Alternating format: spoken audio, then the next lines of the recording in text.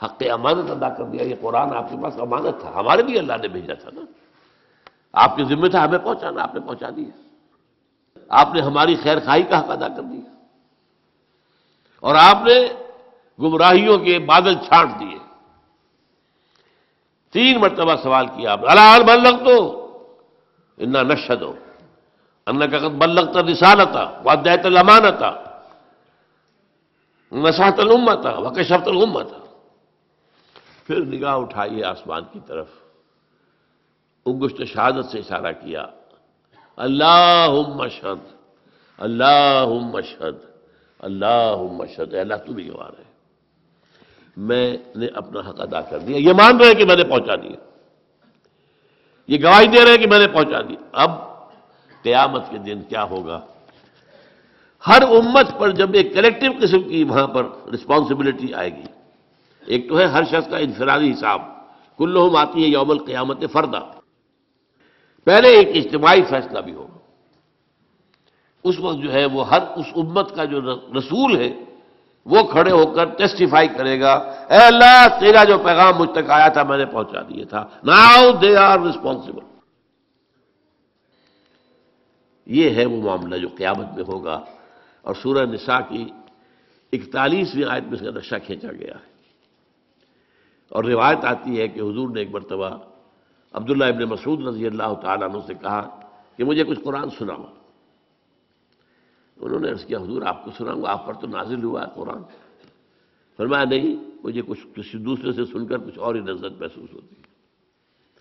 تعمیل امر میں حضرت عبداللہ ابن مسعود نے سورہ نساء کی قرأت شروع کی. جب اس 41ویں آیت پر پہنچے تو حضور نے فرمایا حسبک حسبک، بس کرو بس کرو.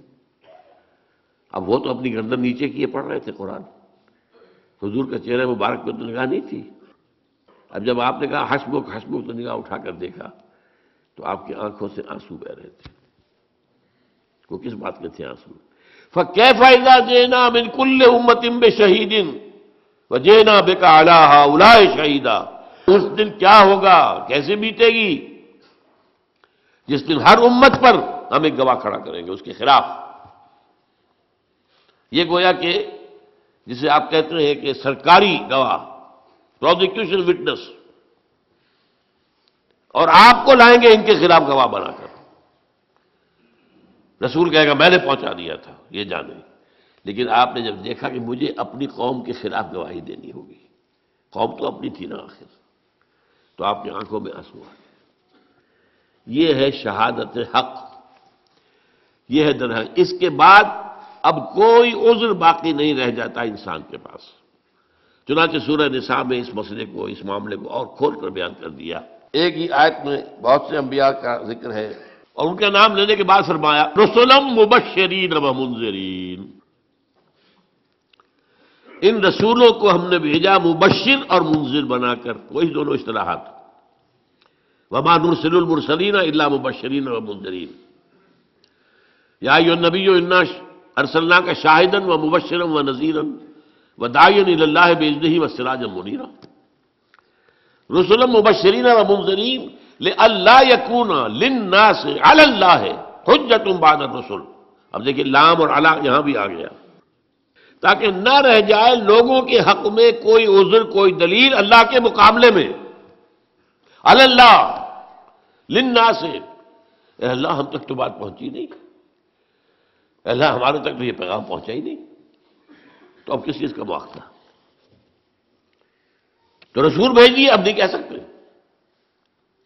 اتمام حجت ہو گیا، قطع عذر ہو گیا، اب دلیل کوئی نہیں. رسلا مبشرین و منذرین لئلا یکون للناس علی اللہ، لام اور علی، حجت، کوئی حجت نہ رہ جائے. لئلا یکون للناس علی اللہ حجت بعد الرسل وکان اللہ عزیزا حکیما. اللہ تعالیٰ جو ہے وہ تو عزیز ہے، زبردست ہے، وہ جیسے چاہے حساب لے لے، لیکن حکیم بھی ہے، اس نے ہر شے کا قانون بنا رکھا ہے. یہ شہادت علی الناس تاکہ محاسبہ اخروی کے لیے ابتدائی بنیادیں تو وہ ہیں جو انسان میں رکھی ہوئی ہیں. سمع و بصر ہے، عقل و خرد ہے، نیکی بدی کی پہچان ہے، روح میں اللہ کی معرفت ہے اگرچہ سوئی ہوئی، روح میں اللہ کی محبت ہے اگرچہ خوابیدہ، لیکن یہ 5 چیزیں دے کر تمہیں بھیجا ہے دنیا میں۔ ایسے ہی بغیر تیر و تفنگ کے اور بغیر ساز و سامان کے تمہیں نہیں ڈال دیا امتحان کے اندر۔ اس کے بعد اس کی تکمیل کر دی گئی، اتمام حجت، قطع عذر، نبیوں کو بھیج کر، رسولوں کو بھیج کر۔ اب تو کہہ ہی نہیں سکتے رسلا مبشرین و منذرین لئلا یکون للناس علی اللہ حجۃ بعد الرسل وکان اللہ عزیزا حکیما۔ اب آخری بات، حضور پر نبوت ختم، اب یہ کام کون کرے گا؟ انسان تو ختم نہیں ہوئے، یہ کام اب کون کرے گا؟ پہلے کیا تھا؟ ایک رسول کی دعوت لوگوں نے بھلا دی، اللہ نے اور رسول بھیج دیا، اور اگر تعلیمات کے اندر کوئی نقص کر دیا تھا ان کی اصلاح کر دی۔ اب جب سلسلہ بند ہو گیا اب کیا ہوگا؟ یہ ہے وہ اہم نکتہ جو آپ کی اور میری ذمہ داری بات بتاتا ہے۔ حضور کے انتقال کے بعد اور آپ پر ختم نبوت کے بعد اب یہ ذمہ داری بحیثیت مجموعی پوری امت مسلمہ کی ہے۔ اب ہمارے کندھوں پر آ گیا وہ بوجھ جو حضور نے اپنا وہ کہہ کر گواہی لے کر الا حل بلغ تو گواہی لے کر کندھے کا بوجھ جو تھا وہ اتر کر امت کے کندھے پر آ گیا۔ یہ مضمون قرآن میں 2 دفعہ آیا۔ سورہ حج کی آخری آیت ہے، اے مسلمانوں جاہدوا فی اللہ حق جہادہ، اور کس لیے یہ جہاد کرنا ہے تمہیں؟ لیکون الرسول شہیدا علیکم، تاکہ رسول تو گواہی دیں گے تمہارے خلاف، وتکونوا شہداء علی الناس، اور تمہیں بننا ہے گواہ لوگوں کے خلاف۔ یہ ہے تا قیام قیامت۔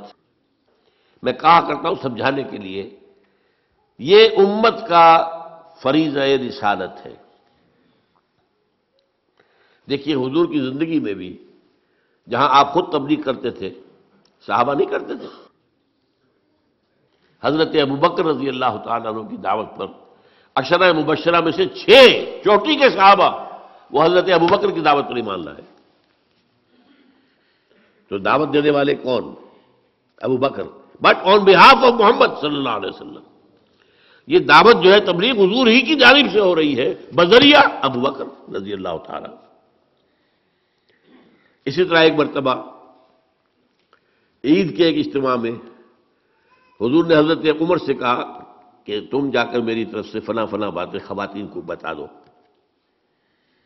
آپ نے وہاں جا کر کہا انی رسول اللہ صلی اللہ علیہ وسلم، میں اللہ کے رسول کا رسول ہوں۔ یہاں پیغامبر کے معنی میں آیا، حضور کا پیغام پہنچانے آیا ہوں۔ انی رسول اللہ ہے، یہی لفظ حضور نے استعمال کیا معاذ بن جبل کے لیے رضی اللہ تعالیٰ عنہ۔ جب انہیں یمن کا گورنر بنا کر بھیج رہے تھے، وہ پوچھا کیا کرو گے، کوئی معاملہ پیش آیا کیسے طے کرو گے؟ کہا کہ میں پہلے قرآن میں دیکھوں گا، اگر قرآن میں وہ بات نہ ملے تو پھر میں آپ کی سنت اور حدیث میں دیکھوں گا، وہاں بھی نہ ملے تو کیا کروں؟ ثم اجتہد، پھر میں کوشش کروں گا اپنی سی کہ صحیح رائے تک پہنچ جاؤں، اجتہاد کروں گا۔ تو آپ نے پیٹھ تھپکی اور کہا اس اللہ کا شکر ہے کہ جس نے اللہ کے رسول کو صحیح بات تک پہنچا دیا۔ یعنی صحیح راستہ یہ پہلے قرآن دیکھو پھر حدیث دیکھو، دونوں میں نہ ہو تو پھر اجتہاد کرو۔ تو یہ کام جو ہے اب امت بحیثیت مجموعی اب رسالت کے اس سلسلے میں لنک کر دی گئی ہے۔ لیکون الرسول شہیدا علیکم وتکونوا شہداء علی الناس، یہ تو سورہ حج کے اندر آیا ہے۔ اور سورہ بقرہ کے اندر کیا آیت آئی ہے؟ جب قبلہ بدلا ہے، رخ بدل دیا، مکے سے مدینے آ کر پہلے آپ نے 17 مہینے بیت المقدس کی طرف رخ کر کے نماز پڑھی ہے، پھر اللہ کا حکم آیا ہے اور قبلہ تبدیل ہوا۔ یہ بڑا ایک اہم واقعہ تھا جس پر بہت جہب گوئی بھی ہوئی، لوگوں نے مذاق بھی اڑائے، اچھے عجیب یہ رسول ہے، نبی ہے جن کا قبلہ ہی معین نہیں ہے، پہلے شمال تھا اب جنوب ہو گیا۔ خیر وہ ایک علیحدہ مسئلہ ہے، میں نے تفصیل سے بحث کی ہے۔ جو میرا منتخب نصاب کا درس نمبر 2 ہے آیا بر، اس کے تمہید کے طور پر میں نے اس مسئلے پر پوری گفتگو